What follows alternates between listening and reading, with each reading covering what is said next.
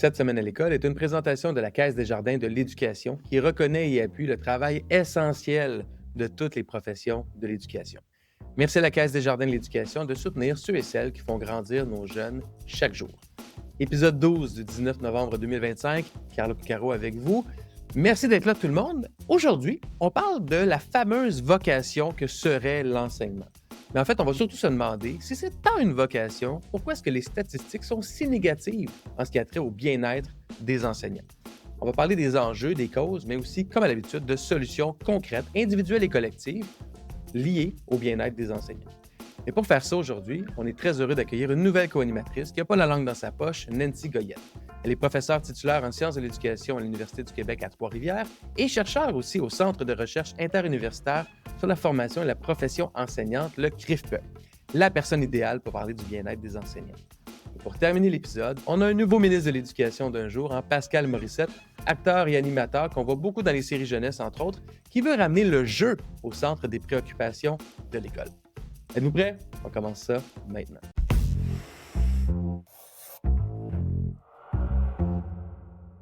Nancy Goyette est professeure titulaire en sciences de l'éducation à l'Université du Québec à Trois-Rivières, chercheuse au Centre de recherche interuniversitaire sur la formation et la profession enseignante, le CRIFPE.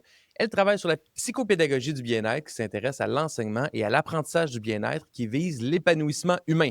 Elle est aussi autrice du livre S'épanouir en contexte éducatif avec la psychopédagogie du bien-être publié aux éditions Septembre. Nancy, bienvenue à la co-animation du balado cette semaine à l'école. Merci beaucoup, Carlo. Comment ça va?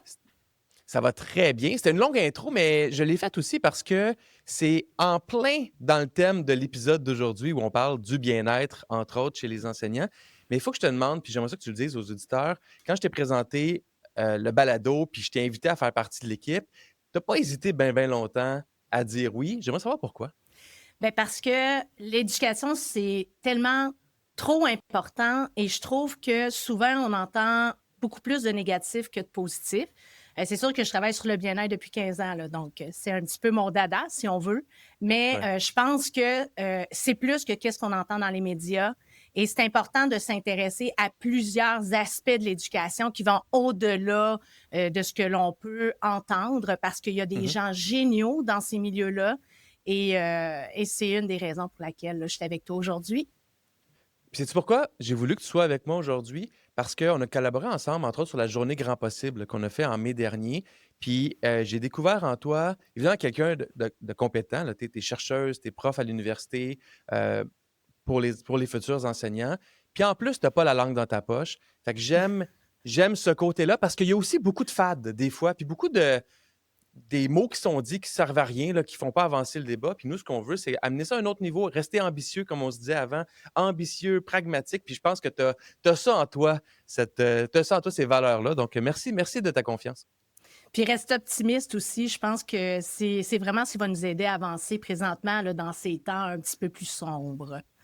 Tu trouves, les temps sont sombres, voyons donc. Écoute, allons-y tout de suite allons-y avec ta revue de l'actualité de la semaine, Nancy, je t'écoute. Ben, il y a des bonnes nouvelles et des mauvaises nouvelles. Une bonne nouvelle, c'est que j'aimerais vraiment encourager les gens à aller lire le nouveau numéro de la revue École branchée. C'est sur le bien-être numérique, parce qu'on parle toujours là, bon, de l'aspect numérique de façon peut-être un petit peu plus négative, mais l'équipe s'est entourée de plein de personnes dans le milieu, des chercheurs universitaires aussi, pour démystifier un petit peu comment on peut être bien avec le numérique. Donc, moi, j'ai trouvé ce numéro-là vraiment intéressant et je voulais le partager avec vous aujourd'hui. Ben, bravo à la gang de l'école branchée, hein. Ça fait des années et des années non, qui publient, je vais corriger mes verbes adéquatement, qu'ils publient des revues et des ressources en ligne pour le milieu scolaire. Ils le font vraiment, vraiment très, très bien. Donc, et comme tu dis, le bien-être numérique, c'est pas banal, là, ça fait partie de la vie de tout le monde. Donc, tant mieux si ça peut outiller le milieu. De mon côté, il y a un texte d'opinion qui m'a interpellé beaucoup de M. Robert Durocher, qui est un enseignant retraité en sciences au secondaire, auteur des livres Enseigner avec passion et Dire l'école de toutes ses voix, qui a publié un texte dans Le Devoir. Le titre du texte, c'est Restaurer l'autorité à l'école pour attirer la relève en enseignement. Et là, j'ai été attiré par cette opinion-là à travers des posts de réseaux sociaux. Et le titre a amené les gens à commenter, les gens du monde de l'éducation, de cette façon-là, de dire enfin, oui, il faut ramener l'autorité, sous-entendant tout le temps, faut exclure les élèves qui ont des mauvais comportements, la violence c'est inacceptable, faut exclure, faut punir, et toutes les variantes là, liées à ça. Et ça m'interpelle beaucoup parce que je trouve, évidemment, c'est un thème important parce que tout le monde est d'accord pour dire que la violence, que les mauvais comportements, en guillemets, là, mais au sens large du terme, n'ont pas leur place en classe, puis il ne faut pas les tolérer. Oui, mais ne pas les tolérer ne veut pas dire punir. Ben non. Ne pas les Ben non. tolérer ne veut pas dire non plus que en fait, c'est oublier des fois que l'élève n'est pas son comportement. Un Mhm. élève qui a un mauvais comportement est en réaction à quelque chose, a une émotion mal gérée, et le milieu, de plus en plus, il y en a peut-être de plus en plus dans le milieu, et le milieu a de plus en plus de difficultés, on dirait, à gérer ces comportements-là. Puis un des éléments de cet enseignant à la retraite-là, il parle d'un véritable virage institutionnel qui est nécessaire, où l'enseignant est responsable de sa classe et que ses décisions doivent être respectées et soutenues. Donc, on est vraiment dans une notion un peu plus d'autorité. Et cette notion-là aussi que l'enseignant est là pour enseigner. Que le reste, ça ne lui appartient pas. J'exagère, Ben, là, mais ça m'horripile beaucoup parce que c'est pas vrai. Tu sais, la ben, ça m'horripile. socialisation. Vas-y, oui. Ça m'horripile vraiment beaucoup aussi parce que moi, j'ai été enseignante 12 ans au secondaire et mes premières années dans mon insertion professionnelle, j'étais le caporal Popov. Tu sais, les règles, puis là, bon. Et caporal Popov était beaucoup malheureux parce que on se rend compte que quand on a à gérer une classe, c'est le lien. C'est le lien et C'est le lien. le lien de confiance qu'on a avec nos élèves. Fait que là, à ce moment-là, si on n'est pas capable d'établir un lien, on a beau mettre des règles, mais tout le monde est malheureux. Et ce qu'on veut, c'est une interaction positive entre nous pour être capable d'apprendre Ouais. selon, bon, toutes les potentialités que l'on a. Fait que moi, je trouve que c'est un peu un commentaire de recul Ouais. que de dire, ben, il faut revenir là, à l'armée, puis l'autorité. Moi, je pense qu'on est un petit peu plus loin en 2025. Puis je pense que nos enseignants puis nos personnels scolaires ont une formation pour être capables de réussir à accompagner les jeunes autrement que dans la punition et tout ça. Je veux dire, malgré tout, je veux dire, bravo et merci à M. Robert Durocher d'émettre son opinion puis de contribuer au Oui, débat. Parce que c'est pas la personne qu'on attaque loin de là. Je pense qu'on le dit bien. Mais bravo à tous ceux qui prennent la peine aussi de partager ces opinions-là, ces idées-là, parce que c'est comme ça qu'on peut améliorer les choses, au moins réfléchir. Puis je trouve qu'on manque de temps de réflexion sur les fondements de l'école québécoise pour essayer de bâtir l'école là, de 2035-2040. On est tout le temps dans l'urgence du quotidien. Donc, quand même, l'initiative, elle est intéressante. Nancy, oui. est-ce que tu as une étoile de la semaine à partager Une avec le étoile public? de la semaine, écoute, je suis tombée là-dessus et j'étais vraiment heureuse. On va traduire Le Petit Prince en Inou. Le Petit Prince, pour OK. moi, ça a été depuis la maternelle un de mes livres fétiches parce Ah que oui, c'est hein? une belle ouverture sur le monde, c'est un beau partage de valeurs. Puis, je l'abordais aussi là, en classe là, comme enseignante avec mes secondaires 4 pour expliquer qu'est-ce qui avait amené Saint-Exupéry à écrire ce dernier roman-là avant sa mort. Et ça, je vous en raconterai peut-être plus tard parce que là, c'est pas le but de l'émission. Mais je trouve que c'est vraiment intéressant de pouvoir le traduire en langue autochtone. On sait que de plus en plus, la littérature autochtone prend des galons au Québec, puis je trouve que c'est une belle ouverture sur le monde. Donc, c'était vraiment là, mon étoile de la semaine. J'aime cette notion-là d'ouverture aussi. Puis, tu sais, l'ouverture, ça se fait des deux bords, hein, entre les communautés Oui, autochtones et les communautés québécoises traditionnelles blanches. Là, je ne sais pas trop comment le dire, mais je pense que dans le nouveau programme de français, d'ailleurs, il y avait des nouvelles aujourd'hui là-dessus, là, sur comme quoi il était testé en catimini dans le réseau, mais cette notion-là d'introduire aussi de la littérature autochtone dans les écoles québécoises non autochtones m'apparaît essentielle pour avoir lu quelques livres d'auteurs autochtones. C'est une réalité différente.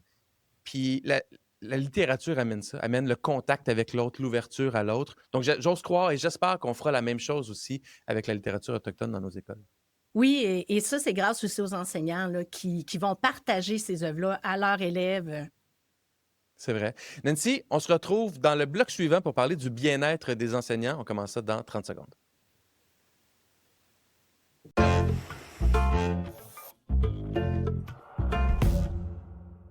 Nancy, on dit souvent qu'enseigner, c'est une vocation. Pourtant, on a l'impression que la santé mentale et le bien-être des enseignants et des enseignantes est pire que jamais. Il y a une récente enquête, grosse enquête de l'Institut de la statistique du Québec de 2025 qui montre que c'est 15 des enseignants et enseignantes qui songent à quitter leur emploi dans la prochaine année. Puis une autre stat de 2021-2022, encore de l'INSPQ, c'est 71 du personnel scolaire qui signale une charge de travail élevée, 56 qui rapportent une faible reconnaissance au travail. Nancy, pourquoi ça va si mal au niveau de la santé mentale des enseignants et enseignantes? Ça va mal parce que c'est multifactoriel d'une certaine façon. L'organisation du travail est quand même assez difficile. Et ça, ça emmène des enjeux de santé mentale. Dans l'organisation du travail, on appelle ça aussi des facteurs là, psychosociaux. On a la surcharge, on a aussi la charge émotionnelle que le travail avec l'humain nous amène. Donc, Ouais. tout ça va faire en sorte que ça ne va pas toujours bien, là. OK. Fait que là, on a dressé une liste ensemble de 4 causes. Je dis ensemble, c'est toi qui l'as faite, là, parce que c'est toi la spécialiste, mais je m'attribue un petit peu le mérite. Donc, t'as dressé une liste de quatre causes principales. Puis, les quelques fois qu'on s'est parlé, t'as toujours pris la peine de le mentionner. Mais tu sais, Carlo, c'est pas tout le monde qui va mal. C'est pas tout le monde qui va pas bien en C'est éducation. vrai. Puis, parle-nous-en de ça, parce qu'on entend juste le négatif tout le temps. Bien, souvent, dans les statistiques, si on nous dit qu'il y a 15 des personnes qui ont décroché au niveau professionnel, il en reste quand même 85 dans les réseaux. Donc, dans ces 85-là, il y a sûrement des personnes qui sont bien, des personnes Ouais. qui donnent du sens à leur profession, mais ceux-là, on n'en parle jamais. Fait que moi, mon champ d'expertise, c'est vraiment d'aller étudier ces personnes-là pour voir comment on pourrait trouver des pistes de solutions pour aider ceux qui ne vont pas bien. Parce qu'on le sait qu'il y a des gens qui ne vont pas bien puis que la santé mentale, elle fluctue. Hein? C'est pas toujours là, une ligne là, plate. Là, tu sais. Donc, il y a des Ouais. états émotionnels et tout ça. Donc, grosso modo, oui, ça va pas bien dans certains cas, sauf qu'il y a des personnes qui réussissent à persévérer, à avoir de la résilience. Donc, c'est ça que moi, j'étudie là, plus spécifiquement, si on veut. OK. Fait qu'on va aller faire le tour des 4 causes principales que tu as élaborées. Après ça, on va parler du concept de vocation, puis on va terminer avec des idées d'actions à mettre en place au niveau de l'école et au niveau individuel. Donc, la première cause, puis ça, on l'entend beaucoup, beaucoup de la part des enseignants et enseignantes et du personnel scolaire en général, c'est la charge de travail. La charge de travail lourde et la charge de travail, je dirais surtout, qui semble s'être alourdie au cours des 5, 10, 15 dernières années. Qu'en est-il exactement? Bien, un enseignant, oui, ça enseigne, mais oui, ça fait beaucoup d'autres choses. Ça interagit à longueur de journée. Et la charge de travail actuellement, elle augmente à cause de la pénurie. Donc, beaucoup d'enseignants vont être pris à faire des suppléances momentanées, vont être pris aussi à aider les nouveaux qui arrivent, qui souvent n'ont pas fini leur formation. Donc, c'est des facteurs parmi tant d'autres qui vont accentuer cette charge de travail-là. Ouais. En plus aussi des publics là, hétérogènes, là, donc les élèves qui arrivent, qui ont des besoins différents les uns des autres. Donc, Ouais. tout ça contribue justement à faire en sorte qu'à un moment donné, on est fatigué. On est Puis vraiment fatigué. dans le réseau public, c'est jusqu'à un élève sur 3 qui a un plan d'intervention. Fait que quand le Oui. tiers de la classe a un plan d'intervention et des besoins particuliers, ben juste pour les gens qui nous écoutent, qui ne savent peut-être pas, un plan d'intervention, ben, ça veut dire qu'il faut le rédiger, il faut Oui. l'actualiser et aussi, surtout, je dirais même le mettre en place, que ça aussi prend du temps. Mais si tu en as un dans une classe, OK, ça peut prendre peut-être 1 heure à rédiger, 1 heure à actualiser, puis la mise en place prend du temps ici et là. Mais si tu en as 10 dans ta classe, ben c'est une dizaine d'heures à rédiger, une dizaine d'heures à actualiser, des communications avec les parents, des communications avec la direction, avec l'orthopédagogue, s'il y a une orthophoniste en plus. C'est une réelle surcharge en termes d'heures de Oui. travail. Puis là, il faut calculer aussi tout ce qu'il faut qu'il fasse à côté de ça, la planification, Ouais, l'évaluation, les surveillances aussi. Donc, c'est vrai. c'est ce qui fait en sorte que depuis ces dernières années, ça s'est vraiment alourdi là, pour plusieurs facteurs, dont la pénurie. OK, parfait. La deuxième, c'est la charge émotionnelle. Ça, la charge émotionnelle, j'avais le résumé dans mes mots, sans qu'on se soit parlé, c'est de dire, ben, c'est beaucoup d'émotions enseignées. Mais est-ce que c'est normal que ce soit autant d'émotions? Parce qu'on pourrait penser aussi qu'enseigner, ben, tu sais, c'est transmettre de l'information, transmettre un savoir. Ça ne devrait pas être si émotif comme action? Tout au contraire, on a l'impression que la transmission de connaissances, ben, c'est objectif, mais Ouais. si on veut que la connaissance soit apprise, mais là, ça passe par des canaux qui sont beaucoup plus, je pourrais dire, émotionnels, dans la mesure où si l'élève ne veut pas apprendre, il n'apprendra pas. Donc, il faut établir un canal de communication. Puis ce canal-là, c'est le lien de confiance, c'est le fait aussi de créer un sentiment qu'on va accompagner ce jeune-là, que ce jeune-là se sente en confiance d'apprendre. Et aussi, il y a tout ce qui arrive autour du jeune qui peuvent se répercuter en classe. C'est bon, des Mmh. vécus pas faciles. Donc, l'enseignant, lui, est toujours exposé à ses propres émotions dans l'enseignement parce que c'est pas toujours la meilleure journée pour enseigner ou pour travailler, comme tout le Ouais. monde, mais aussi les émotions des jeunes ont une influence sur leur pratique. Parce que des choses tristes qui arrivent, puis que l'enseignant se sent des fois dépourvu, euh, il doit faire quelque chose, et ça, Mmh. ça fait partie de son travail d'une certaine façon, mais ça devient aussi épuisant émotionnellement dans certaines situations. OK.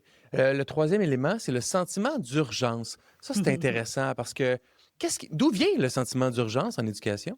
Des fois, la gestion des priorités, c'est pas toujours évident et on a toujours l'impression que tout est urgent. On ne Mmh. fait pas des opérations à cœur ouvert en éducation. On devrait peut-être juste se retirer un petit peu, se reculer, puis se dire, ben là, on va établir les urgences. Puis ça se peut que, bon, tel élève ait fait une crise aujourd'hui. Est-ce que je peux prendre le temps là, de décanter un peu puis de réfléchir à la meilleure solution? Mais on est toujours en mode solution-problème, problème-solution. Il faut trouver une solution Ouais. vite et rapidement. Quand des fois, les meilleures solutions devraient peut-être émerger avec un petit temps de, comment je pourrais dire, un petit temps d'attente, si on veut. Mais Ouais, il ouais, arrive ouais. tellement de choses dans une journée que là, on se sent submergé, en fait. Puis probablement aussi que les outils de communication modernes, entre autres Ah, courriel et téléphone, mais surtout le oui, courriel, créent on le sent, on le voit tous dans notre travail aussi, là, même si on travaille dans un bureau ailleurs ou même on reçoit des textos, sentiment d'urgence de répondre tout de suite. On reçoit un oui. message sur un réseau social, même affaire, mais nos profs vivent ça aussi dans les Mhm. communications avec les parents, dans les communications avec leurs collègues ou avec la direction. Ça doit ajouter ça. Est-ce que j'aimerais avoir ton avis sur l'accompagnement des élèves en concept d'étape, où rapidement dans l'année, on évalue les élèves. Puis disons que c'est de même maintenant. Là, fait que, tu sais, le premier bulletin, là, c'est en novembre. Donc là, Ouais, septembre, on est déjà en mode rentrée, mais là, vite, il faut être en mode enseigner, évaluer. Il y a aussi un sentiment d'urgence qui vient de ça. Puis moi, je oui. retiens toujours la phrase qu'une enseignante a dite en réunion annuelle à l'école de mes garçons, qui était une école alternative au primaire. C'était: Hey, les parents, calmez-vous un petit peu. On a vos enfants pendant 7 ans. Laissez C'est le temps ça. au temps. Ça se peut que votre enfant, il y ait des défis en première étape, première année, ou en troisième étape, quatrième année. Mais souvent, là, rendu en 5, 6e année, il y a des choses qui débloquent. Laissons le temps aussi aux choses. Mais ça, cette façon de penser-là, on ne l'a pas beaucoup dans le réseau. Bien, cette façon de penser-là, c'est quasiment un privilège de l'avoir dans certains établissements parce que, d'une certaine façon, notre système scolaire a été vraiment calqué sur une entreprise, d'une certaine façon. C'est sûr que Ken Robinson, c'est un Ouais. grand penseur en éducation qui parlait de ça pour dire que, en fait, notre système fait en sorte qu'on va se séparer en classes, on va être régi par des cloches, par des horaires, mais c'est contre-intuitif parce que, d'une certaine façon, l'apprentissage, ça prend du temps. Fait que mettre ça dans des cases, décider que la fin de l'étape, c'est bon.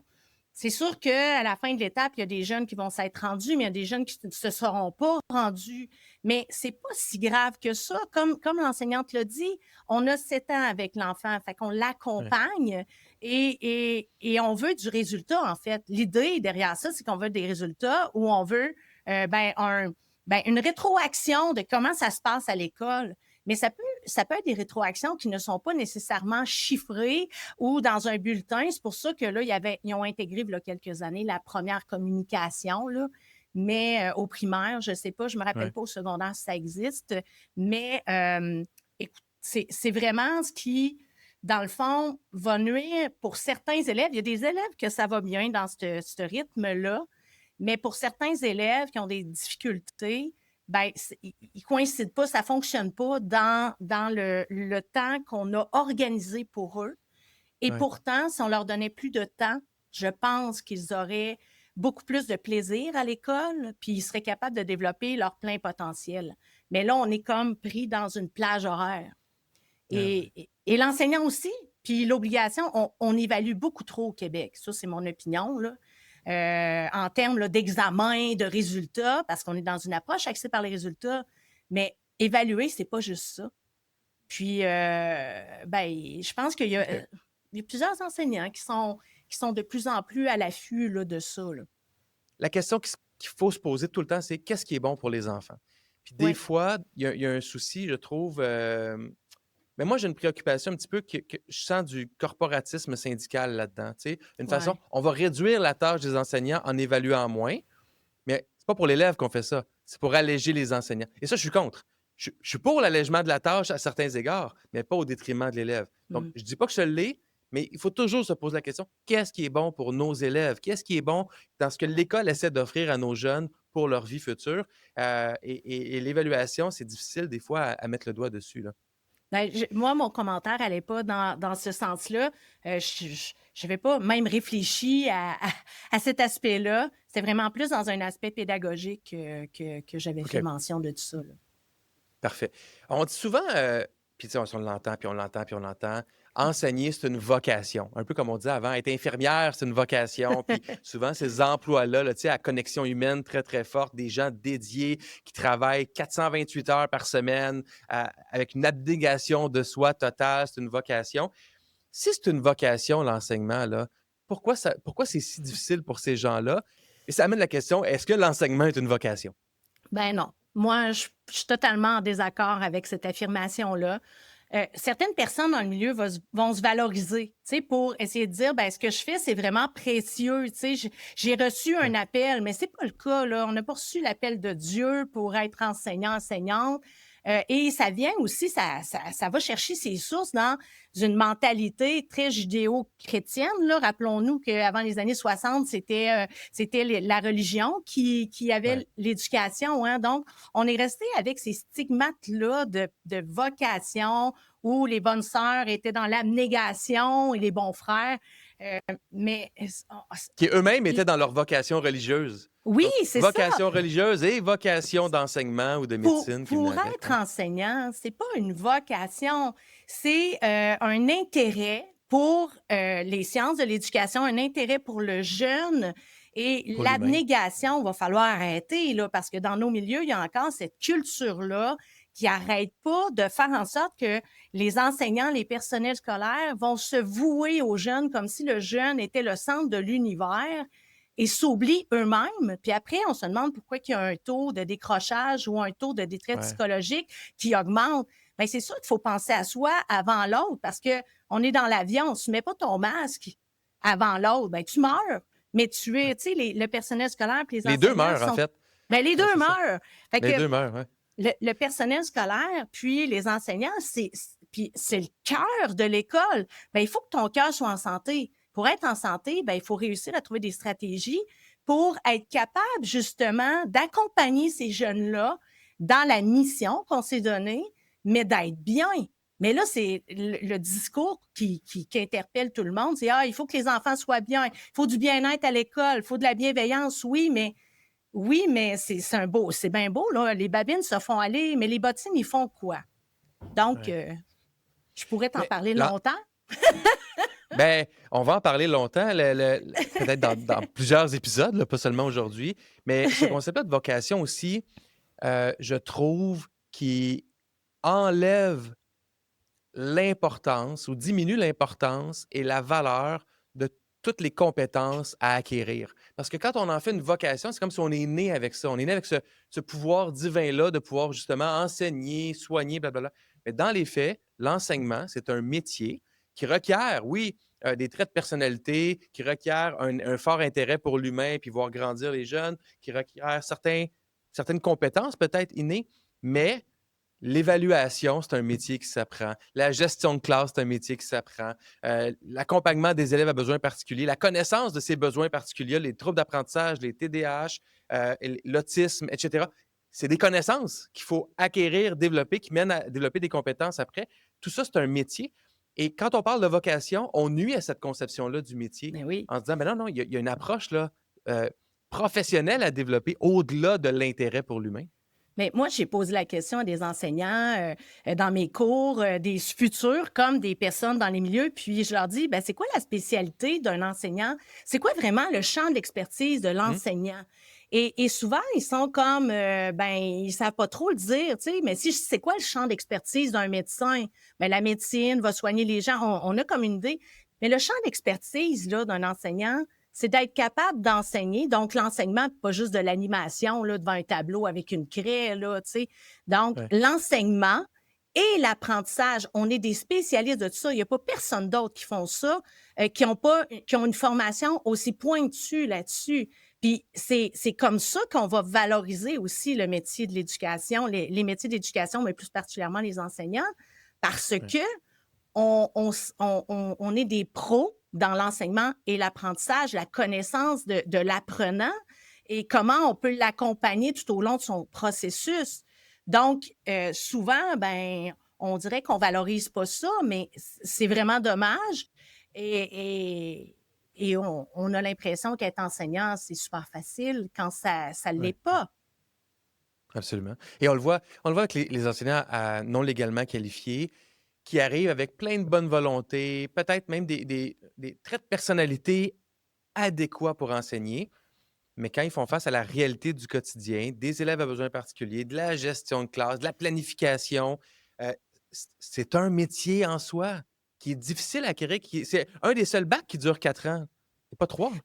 Bien, avec tous les assouplissements concernant justement la formation des enseignants puis l'obtention de brevets quand même assez rapide, il y a une étude au CRIFE qui ben, entrevoit que ces enseignants-là ne persévèrent. Je vais Persévérons pas. recommencer, OK? Il y a une étude au CRIFE qui laisse entrevoir que les enseignants qui n'auront pas un baccalauréat conventionnel et qui auront eu recours à ces programmes cours-là vont avoir moins de chances de persévérer dans la profession que les autres parce qu'on veut bien être enseignant. Moi, j'aimerais bien ça, être comédienne dans une télésérie. J'ai Ouais, vraiment l'impression que je serais bonne là-dedans. Oui, mais ça prend des compétences autres que ça. Tu sais, on peut absolument. vouloir, mais la J'aimerais ça être compétence, ça se policier, développe. mais si on me donnait une formation rapide de 3 mois, puis qu'on m'envoyait en autopatrouille, il y a des bonnes chances que je ne sois pas à la hauteur et en détresse psychologique et que je décroche de la profession Ouais. policier, là. Puis moi, j'aimerais pas ça avoir un médecin qui a une formation rapide à l'université de 30 Non, crédits, qui me reçoit à l'urgence. absolument. OK. Pour le dernier bloc, j'ai compilé une liste à gauche et à droite de solutions à mettre en place d'un point de vue un peu macro, là, au niveau école, au niveau CSS.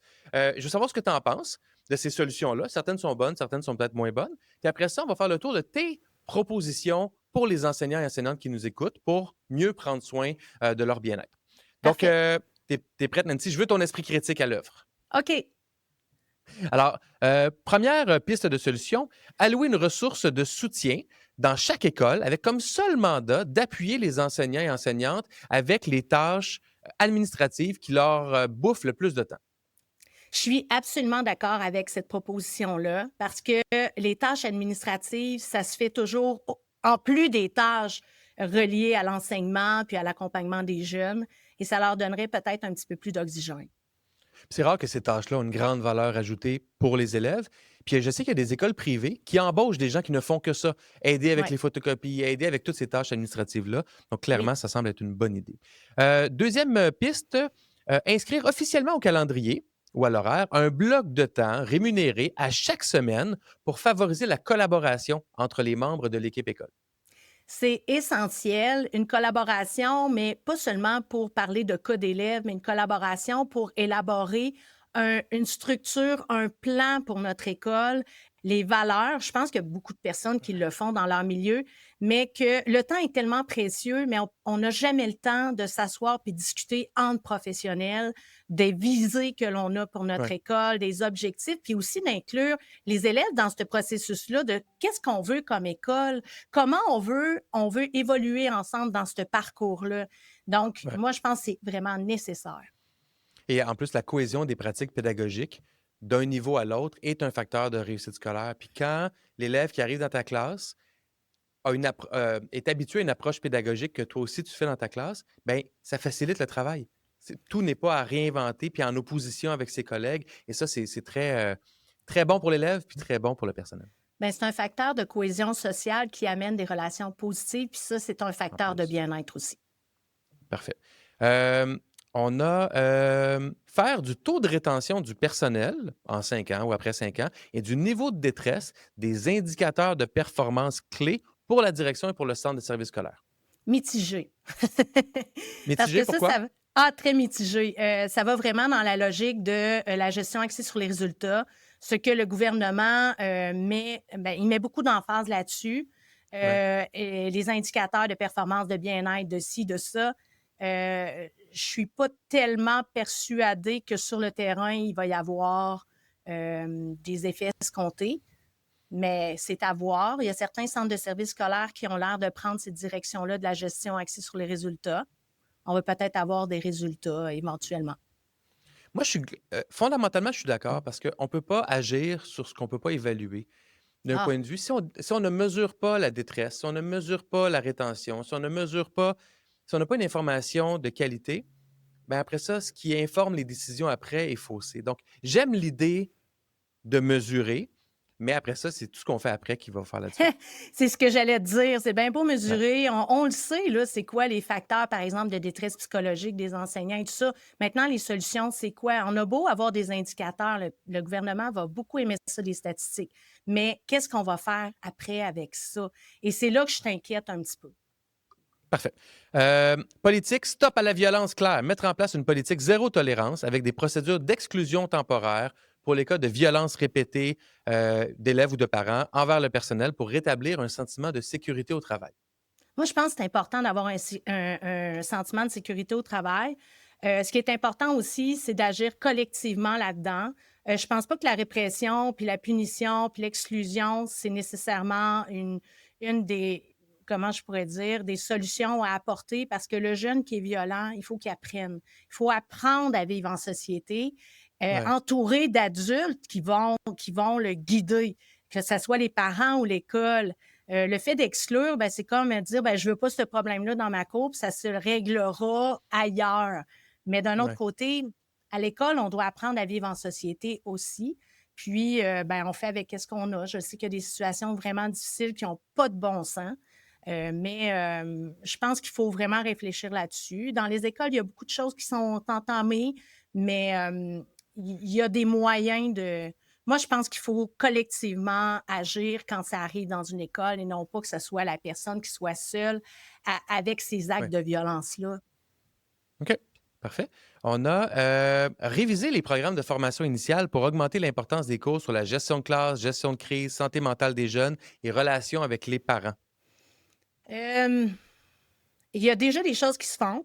Je suis d'accord si on parle de développement professionnel des enseignants pour qu'ils puissent avoir les outils nécessaires dans les milieux parce qu'on travaille le développement professionnel, mais c'est beaucoup plus en filigrane. On va mettre beaucoup d'importance sur l'acte d'enseigner. Tu sais, donc, c'est Mhm. ça le travail d'un Ouais. enseignant au départ. L'acte d'enseigner qui est piloter des cours, planifier, évaluer, faire la gestion de classe, faire la différenciation. D'un autre côté, il y a tout l'aspect de la santé mentale et psychologique qui est quand même abordé, mais à géométrie variable dans les formations initiales. OK. Donc, je suis d'accord, mais dans les faits, c'est quand même assez complexe. Moi, je suis d'avis que les enseignants ne semblent pas à la hauteur de la gestion de classe quand ils sortent de l'université. C'est leur plus grand défi. Ils le nomment. Et je me dis, il y a quelque chose qui ne marche pas entre la formation initiale et la réalité du milieu quand ça devient le plus gros irritant. Puis c'est un gros irritant, la gestion de classe, quand ça va pas Ouais. bien, hein, parce que quand ça chire dans la classe, c'est tough, là. Fait que j'ai l'impression qu'il y a certainement quelque chose à revoir là pour mieux outiller les finissants en enseignement. C'est que la formation initiale des maîtres, c'est 120 crédits, puis il faut vraiment, c'est très complexe, hein, il y a 13 compétences à couvrir. Donc, ils ont des cours de gestion de classe, mais un cours ne fait pas qu'on est compétent nécessairement. Puis il y a une Non. partie où l'enseignant ou le futur enseignant doit travailler à améliorer sa compétence au-delà du cours, hein. Mais d'un autre côté, on parle de gestion de classe, ben si on n'a pas les outils pour bien gérer notre développement psychologique, ben la gestion de classe, il y a toute une partie là, qui fait partie de tout ça, là. Autrement dit, on gère notre Ouais. classe, c'est nos valeurs, c'est notre développement professionnel, c'est de savoir ses limites. Donc, la gestion de classe, à proprement parler, ça peut être très technique, mais il y a tout un aspect en filigrane qui fait partie de ce que l'on est comme professionnel, qu'on exploite des fois. Il y a des chercheurs qui sont très bons là-dedans, soit dit en passant au Québec, mais qui n'est pas généralisé nécessairement. Oui, puis quand les finissants arrivent dans des groupes extrêmement compliqués en début de carrière à cause des règles d'ancienneté, ben c'est sûr que Ouais, ça les aide pas non plus non. à se mettre en selle dans un, disons, un climat peut-être plus serein. Mm. 2 dernières que j'ai à te proposer. Reconnaissance symbolique forte avec des campagnes nationales de valorisation de la profession, même d'ajouter des journées de maladie s'il faut. Moi, je veux dire tout de suite, je compte ça. Je trouve, à chaque fois, je trouve que c'est d'un vide sans nom de dire ah, c'est la semaine de ci, c'est la journée de ça. Si au quotidien ça allait mieux, les gens n'auraient pas besoin d'une reconnaissance nationale. Je trouve que c'est souvent 1 million de dollars investis par le gouvernement pour bien paraître ou par habitude. Puis tout le monde aime un peu ça, mais ça sert à rien. Ben, tu sais, une journée ou une semaine sur 365 jours par année, c'est pas ça qui va changer le fait que la profession enseignante et les professions en éducation sont dévalorisées par notre société. On a beau avoir des beaux discours, mais sur le terrain, c'est pas nécessairement ça parce que si l'éducation était si valorisée que ça, on laisserait pas faire ce qui se passe présentement au niveau Ouais. seulement des coupes. C'est épouvantable. Donc, se faire dire «Ah, on vous aime», puis après, ben, on te coupe X millions de dollars parce que, bon, on est en compression budgétaire. Je vois pas, je vois pas la cohérence. Je comprends. Donc, Et une dernière approche que j'ai ajoutée, que moi j'aime beaucoup, encore là, issu du milieu alternatif, favoriser la participation en classe des parents. Donc, s'inspirer du modèle de l'école alternative pour implanter la coéducation dans les classes du Québec. À première vue, les gens qui nous écoutent disent ben non, ça ajoute du stress d'avoir des parents en classe. Puis la réalité, là, c'est tout le contraire. C'est bien fait. Quand c'est bien fait, puis il y a vraiment façon de bien le faire, tout le monde est gagnant et ça allège le rôle des enseignants en classe. moi, je suis totalement d'accord. Puis il faut penser aussi aux grands-parents parce qu'ils ont un C'est rôle vrai. vraiment important dans notre société. Et eux, ben, ils cherchent juste ça à être avec leurs petits-enfants, tu sais, je veux dire, c'est des modèles de notre société. Puis je pense que leur donner une place à l'école, c'est vraiment quelque chose qui serait extraordinaire. Les Ouais. parents aussi, parce qu'on sait que le nombre d'heures que les parents passent avec leurs enfants diminue de plus en plus dans notre monde. Au Québec, à cause bon, de tous les problèmes que l'on a au niveau financier. Puis bon, on doit travailler plus. Puis bon, vous connaissez la situation actuelle. Donc, moi, je pense que ça pourrait donner aussi un petit 2 heures à un parent de pouvoir aller voir son enfant en classe. C'est valorisant pour tout le monde. L'enfant est fier comme un pape quand son père ou sa mère est là, ou son Tellement. grand-parent, ou la personne ressource aussi. Là, je veux dire, des fois, ben, ça peut être le Ouais. tuteur. Donc, c'est une magnifique idée. Parfait. On va terminer l'épisode avec une liste que toi t'as dressée qui touche plus spécifiquement les individus pour les aider à améliorer leur bien-être. Je te laisse y aller puis je vais commenter au besoin. Travailler sur ce qu'on a du contrôle parce qu'on vit dans un monde éducatif qui est très complexe et on a l'impression d'être en perte de contrôle. On ne peut pas contrôler les coupes budgétaires actuellement, par exemple, mais on peut avoir un effet sur l'accompagnement que l'on a de nos jeunes. Donc, il faut se Mhm. concentrer là-dessus. C'est comme un entraînement, hein. Laisser aller ce sur quoi on n'a pas le contrôle pour se Mm. concentrer ce sur quoi on a du contrôle. Et où est-ce que j'ai entendu ça quelque part? C'est c'est difficile d'être heureux à essayer de contrôler des trucs sur lesquels on n'a pas le contrôle. Donc, il y a Non, vraiment un lien direct avec le bonheur et le bien-être de se concentrer sur ce sur quoi on a le contrôle. oui. Éviter l'attitude d'abnégation, de ne parler tantôt, là, j'irai pas plus loin Ouais, que ça. parfait. Déterminer vos limites en termes de tâches à effectuer parce qu'on a des limites professionnelles. On doit faire les tâches qui sont obligatoires, mais des fois, on est tellement comme passionné de ce qu'on veut faire, on est engagé dans notre école, on va faire beaucoup plus que ce qui est demandé, mais des fois, ces personnes-là, ben, s'épuisent, se stressent, sont anxieuses. Et des fois, c'est des heures et des heures et des heures, soir et week-end aussi, qui sont Oui. investis, puis des fois, ça nuit à la qualité de vie. Rien n'est urgent, prioriser les tâches parce que on a l'impression d'être toujours dans l'urgence, mais n'oubliez pas que nous ne faisons pas des opérations à cœur ouvert en éducation et que l'apprentissage, ça prend du temps. Donc, si on priorise nos tâches, bien, on va peut-être se donner une petite latitude de temps pour être capable d'être satisfait de notre travail et des interventions que l'on fait. Et tu l'as nommé, hein, les situations plus difficiles, des réactions d'élèves, des crises, ça aussi, on n'a pas besoin de réagir en force tout de suite. On peut laisser décanter, puis tout le monde va mieux se porter après, l'élève inclus. Soyez bienveillant envers vous-même parce que souvent, quand on commet une erreur comme enseignant ou personnel, on dirait là, qu'on s'auto-flagelle quand, dans toute situation, oui, il y a du nôtre, mais oui, il y a des éléments extérieurs et il faut être capable de réussir à continuer à avoir une vision positive de soi-même. Ouais. Puis des fois, bon, on est toujours en train de dire, ah, j'aurais dû faire ça, j'aurais dû faire ça. Oui, mais qu'est-ce que tu as bien fait? Parce que tu as fait des choses qui sont Hmm. correctes, puis donc, de réussir à relativiser les choses. Très bon. Euh, la sixième, on est rendu déjà à 6, vous n'êtes pas le seul responsable de la réussite éducative des jeunes. L'école, c'est un écosystème.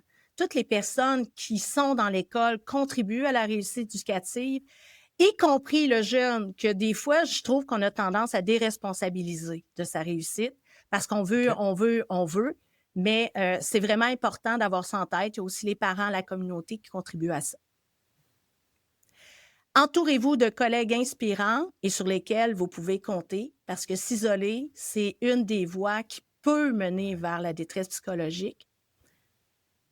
Et Et finalement, tu me l'avais ah, nommé en rencontre au départ, c'était, puis on n'a pas nommé tout à l'heure dans les causes, mais les interactions désagréables oui, sont aussi source de dégradation du bien-être.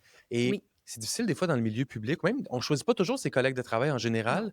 Donc, de miser sur les bonnes relations professionnelles, quitte à délaisser celles qui sont moins bonnes, ça peut avoir un effet bénéfique sur le bien-être. oui. Et finalement, ciblez ce qui donne du sens dans votre journée, ce qui vous procure aussi du bien-être. C'est juste de prendre une petite pause, prendre un café avec un collègue, faites-le, puis recommencez quand vous pouvez. Des fois, on est trop concentré sur les problèmes, mais tout autour du problème, il y a plein de belles choses qu'on voit plus Ouais. parce que le problème devient tellement tu sais, une source intarissable de réflexion. Donc, réussir à se donner un petit temps là, pour avoir du plaisir, pour être bien. Nancy Goyette, merci énormément pour ce premier épisode ensemble, premier de nombreux, je pense. J'espère. Merci Nancy, à bientôt.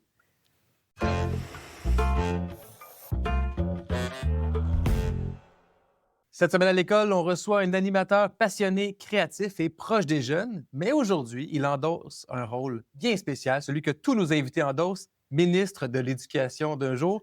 Pascal Morissette, merci d'être là. Oui, j'ai pas les vêtements appropriés, par exemple. Quoique, non, oui, ce serait le Oui, temps. Un ministre en Audi, là, on est rendu là, je pense. un que quand il arrive dans les écoles, les jeunes ne savent pas si c'est un élève de secondaire 5 ou un ministre. Exactement, puis tu vas tout comprendre. Moi, dans la vie, là, j'adore la hiérarchie, puis je comprends les codes sociaux, mais à un moment donné, on est tous des humains. Fait que, tu sais, l'égalité, quand on se parle, c'est bien important. Quand je parle à des enfants, moi, je ne joue pas de rôle d'adulte, jamais. OK. Ah ben écoute, avant d'aller dans tes réformes puis dans tes grandes Bon, décisions, je suis j'ai prêt, goût... moi. Je Oui, suis prêt à je vois ça. réformer le Québec. Mais j'ai goût de savoir, puis tu sais, on peut avoir une petite idée parce que tu as fait beaucoup d'émissions jeunesse, toi, mais quel genre d'élève tu étais en classe? Puis c'est quoi ta relation que tu as avec l'école? J'ai de beaux souvenirs de mon parcours scolaire. Vraiment, j'étais un élève qui participait. Je mettais de la vie. C'est le souvenir que j'ai. C'est ce que les profs me disent. Tu Ouais. étais tannant, mais de la bonne façon. Tu sais, tu levais la main quand c'était le temps quand même. Tu jouais tout le temps le jeu. Tu participais aux travaux. Quand il y avait un projet qu'on pouvait organiser en groupe, tu étais toujours disponible. Fait que et pour foutre le trouble et pour participer à mon parcours scolaire et à la vie étudiante, j'avais tout le temps la main levée. Fait que, ouais, j'étais un élève enjoué. Ça s'est bien passé, moi, primaire comme Ouais. secondaire. J'étais le petit comique de la classe, on pourrait Un dire. genre de tannant, mais apprécié des enseignants. Exactement. Les enseignants, je me rappelle, avaient de la difficulté à me chicaner parce Ouais. qu'ils faisaient comme on le sait que tu es correct et que tu fais ça pour les bonnes raisons, mais je dois sévir. Là, tu sais. Ah oui. Et as-tu un moment marquant? Puis tous les invités qu'on a eus au balado ont tous un moment marquant, puis des fois, là, c'est précis. Là, c'est genre 8 janvier, j'avais 6 ans, il s'est passé ça. As-tu un moment marquant, positif ou négatif, qui s'est passé dans ton cheminement scolaire puis qui a eu une influence sur toi? 100%. Moi, c'est des noms de professeurs. C'est Sylvain Leboutillier, 5e année B. C'est Diane Gervais, 3e année B. Et c'est des profs qui nous faisaient jouer sans cesse. Je pense à Sylvain Leboutillier qui avait instauré le hockey mathématique. Et puis, tout au long de l'année, c'était un tournoi. On avait des équipes, on était debout et on devait s'envoyer. En fait, on nous envoyait des tables de multiplication. Et là, c'est comme ça qu'on se rapprochait. On se battait contre le défenseur, on se battait contre l'attaquant, le défenseur, ensuite le gardien de but. On faisait des points. Et ça, ben, ça m'a premièrement marqué parce que j'ai appris mes tables de multiplication. Et je me suis dit, oh, la magie opère en ce moment. Tout le monde, peu importe le profil de l'étudiant, participait, tripait et a appris. Et Diane Gervais, elle, c'était toujours des projets. Je me rappelle d'avoir écrit un livre en 3e année. Bon, OK. on le publierait probablement pas, là, parce que c'était de base. Mais je me rappelle le club d'échecs et ce projet de livre-là que Diane nous avait proposé. Puis je l'ai encore en ce moment. Je sais pas pourquoi je garde ça. Là. C'est un souvenir. C'est le jeu, c'est le projet, c'est la créativité. Moi, c'est tous ces souvenirs-là qui me reviennent. OK. Écoute, j'ai une bonne puis une mauvaise nouvelle. La mauvaise nouvelle, le ministre de l'Éducation a démissionné. Mais la bonne nouvelle, le premier ministre, considérant ton curriculum vitae puis tout ce que tu as fait pour les jeunes, s'est dit Colin, j'appelle Pascal Morissette et je le nomme. Il n'est pas élu, mais c'est pas grave, je le nomme ministre de l'Éducation pour un jour, puis après ça, on verra. On verra ce que ça donne, ces réformes, puis on verra si j'en prends un autre. Mais Alors, Pascal nommer Morissette- des amis comme ça en politique, c'est pas une pratique plutôt américaine. On voit moins ça quand même. Bon point, mais ça s'est fait. Hein? Il y en a des premiers ministres au Québec qui ont nommé des gens d'affaires. Je pense que, si je ne me trompe pas, François Legault avait été nommé comme ça aussi au Conseil des ministres avant d'être élu. Ça se fait. Non, on Ça se fait on parfait. ramène cette C'est bon. façon de faire-là. J'adore. Et donc, tu viens de raccrocher. Le premier ministre te dit T'es mon homme, fais ce que tu veux, le champ est libre, sois ambitieux, sois lucide, mais on fonce pour le bien-être et la réussite des jeunes. Quelle est ta première décision? Puis là, juste pour mettre un petit peu de contexte, les gens attendent ta décision. Là. Les journalistes sont là, ton cabinet ministériel est là, les profs puis les jeunes, les directions attendent de voir ce que tu vas faire. Bon, je vois déjà le titre en première page de la presse au lendemain de ma première entrevue. Un clown à l'éducation. Parce que moi, je propose un nouveau système scolaire basé sur le jeu, un système ludique où OK. sans cesse les jeunes vont user de créativité, où sans cesse on va s'amuser, on va apprendre à travers le jeu tout le temps. Je ramène le hockey mathématique de mon enseignant du primaire, Sylvain Leboutillier. Je ramène l'improvisation pour maîtriser la langue française, pour maîtriser les rimes. Je ramène, ça va être que du jeu, sans cesse. Du jeu. Du jeu toute la semaine, ça va être ludique. Parce que moi, chaque fois que je fais quelque chose avec mes enfants, bon, c'est pas une étude très scientifique, il y a 2 personnes qui ont répondu à ce sondage-là. C'est mes 2 filles. Aimez-vous mieux jouer ou juste vous concentrer? Et les 2 préfèrent jouer. Ouais. Donc, sans cesse, on va s'amuser et j'instaure le moment. Ce ne sera pas un cours d'éducation physique. Ce sera le moment actif de notre journée. Donc, quotidiennement, dans les écoles du Québec, on va bouger pour un minimum de 30 minutes. OK. J'ai moi-même participé au tournage de plusieurs capsules avec Force 4, le grand défi Pierre Lavoie. C'est des capsules, tu mets ça, là, puis tu bouges, c'est ludique, tu t'amuses. Donc, quotidiennement, que ce soit devant l'écran géant, que ce soit dans la cour d'école, que ce soit dans le gymnase, il y a un 30 minutes minimum d'activité physique parce que moi, ça a changé ma vie complètement. Donc, en tant que ministre, souvent, c'est le fun de parler avec émotion de son parcours personnel. Je suis un meilleur animateur, je suis un meilleur papa, je suis un meilleur voisin, je suis un meilleur humain depuis que le sport ou même l'activité physique, le sport, je trouve ça même intimidant comme mot, l'activité physique fait partie de ma vie. Donc, OK. ça, je le propose. C'est installé à partir de demain. Il y a 30 minutes d'activité physique, de moments physiques chaque jour. On va le prendre en deux portions. La première portion sur le jeu, je vais revenir à ça. Parce que moi, j'entends les Grinch t'écouter, puis là, dire voyons donc, ça n'a pas d'allure. Apprendre, ça vient aussi avec de l'effort. Puis apprendre aussi, ça ne peut pas juste être dans le jeu tout le temps. Puis les examens, ben c'est sérieux. Tu réponds quoi à ces gens-là? Ben, je suis pas d'accord. En fait, si on vous donnait le choix à vous d'apprendre en vous amusant, tu sais, jouer à des jeux de société, j'apprends tellement de choses avec des jeux, des cartes, des questions de culture générale. Je me rappelle participer à Génie en fleurs, pas en herbe. Ça, c'est en fleurs, c'était au primaire, c'était avant. Ou peut-être que je n'étais pas assez bon pour être en herbe. Ça, tu étais dans l'équipe B de Gina Herbe. Ah, ça, assurément, j'étais dans l'équipe B. Parce que moi, les dates, puis juste les notions par cœur, j'ai jamais été très bon là-dedans, mais dès qu'il y avait de la créativité d'impliquer, ça me reste en tête. Mais je leur dirais qu'on les laisserait pas seuls, les enseignants. On ne s'attend pas d'eux à ce qu'ils deviennent des géos du Club Med, mais pas du tout. Mais on les encadrerait. Les jeux pourraient être la plateforme annuelle, ça pourrait être quelques jeux, justement. Est-ce que, au lieu d'accumuler des notes dans un bulletin au primaire, première, deuxième, troisième année, on a une espèce d'échelle à monter selon notre amélioration et au cours de ce parcours-là de serpent-échelle ou de je ne sais trop d'un jeu qu'on invente tout le monde ensemble, tu atteins des niveaux où il y a une étoile, où tu as une récompense. Fait que tout est. L'année est basée sur une espèce de jeu, une espèce de quête. Déjà là, moi, il y a quelque chose, je verrais des yeux d'enfant s'illuminer, j'en suis certain. Mais tu sais, pour la notion des notes, c'est un bon point aussi parce que quand on y pense, là, en première, deuxième, troisième année, 63 73 ça veut dire quoi? Alors que des fois, deux, trois commentaires à l'écrit ou oraux donnés par l'enseignant, là, on comprend mieux où se situe l'enfant, où sont ses défis, quelles sont ses zones de progrès potentiel, qu'une note ne donne pas. Une note, c'est assez vide comme information. Tellement, puis ces jeunes-là adorent la créativité. Moi, j'ai fait quand même de la télé-jeunesse. J'ai quelques émissions derrière la cravate et c'est ça qui est trippant avec les jeunes, c'est qu'on peut se permettre d'explorer.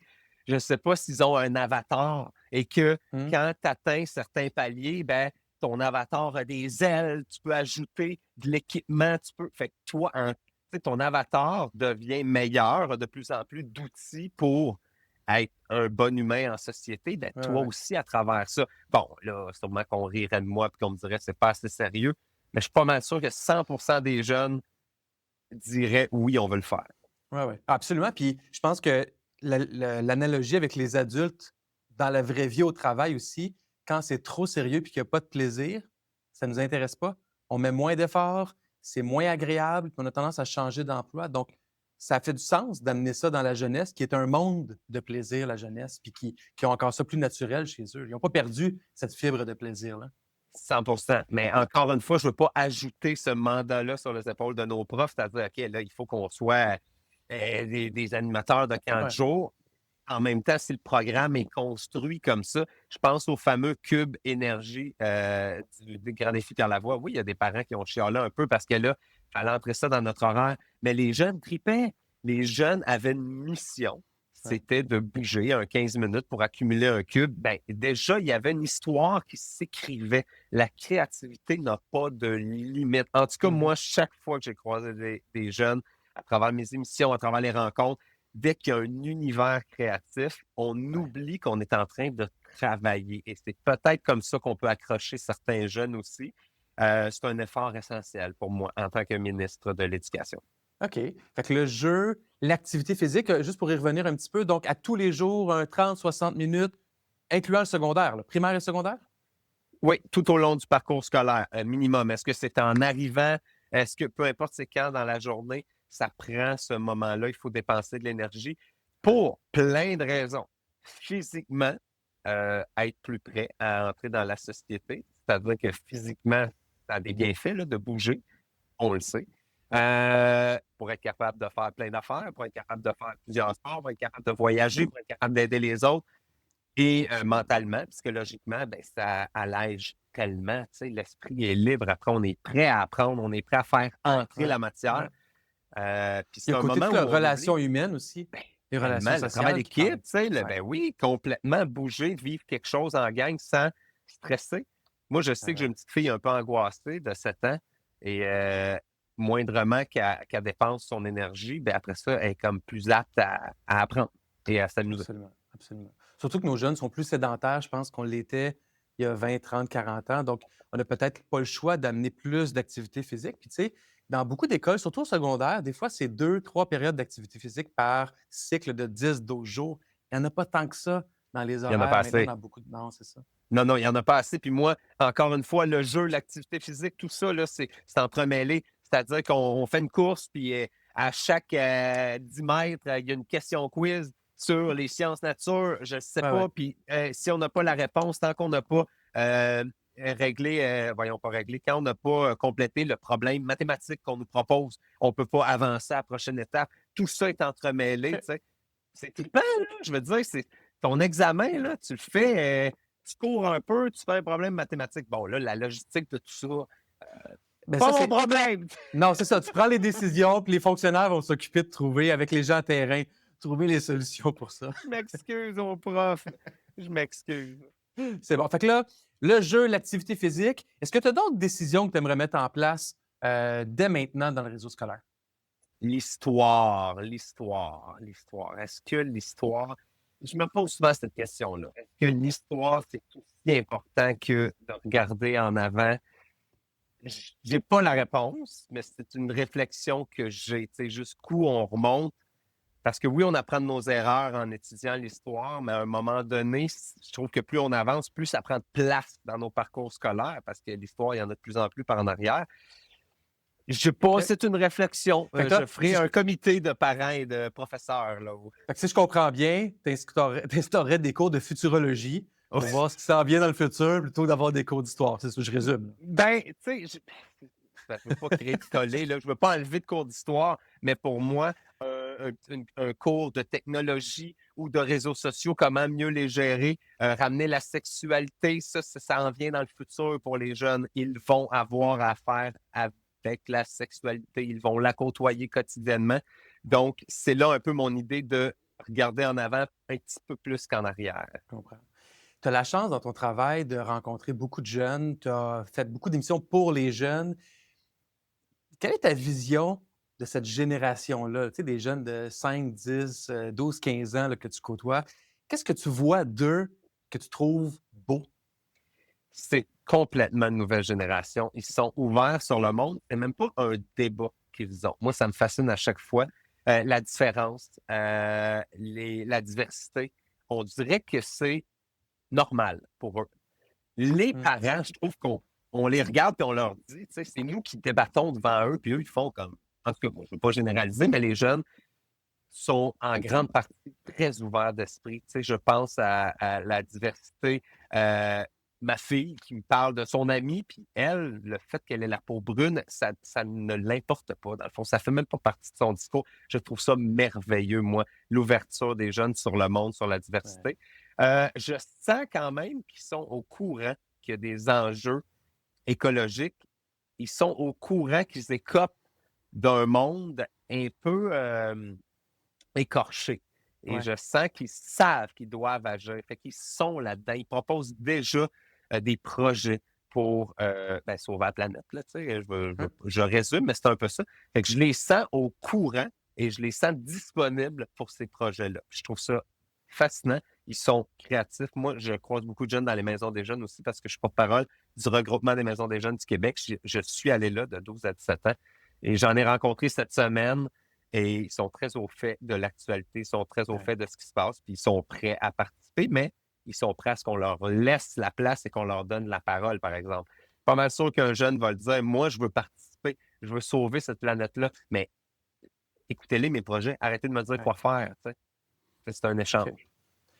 Quand tu as annoncé ta réforme du plaisir, les gens du milieu t'ont dit viens donc nous montrer ça. Fait que tu es allé dans une école, tu es allé leur montrer là, le hockey mathématique puis ces affaires-là.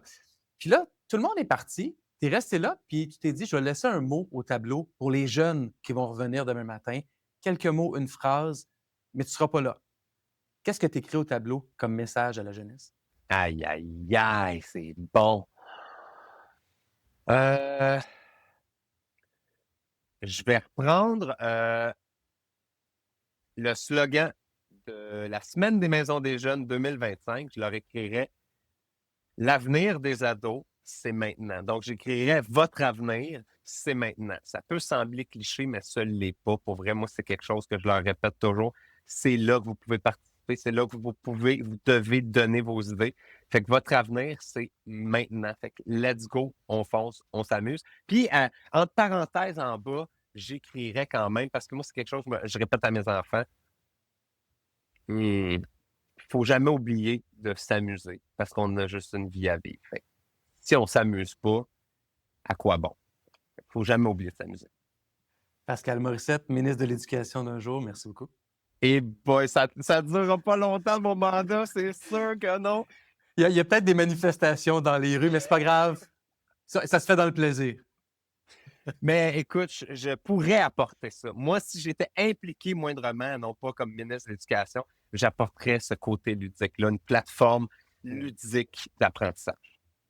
Merci beaucoup, Pascal. Merci à toi.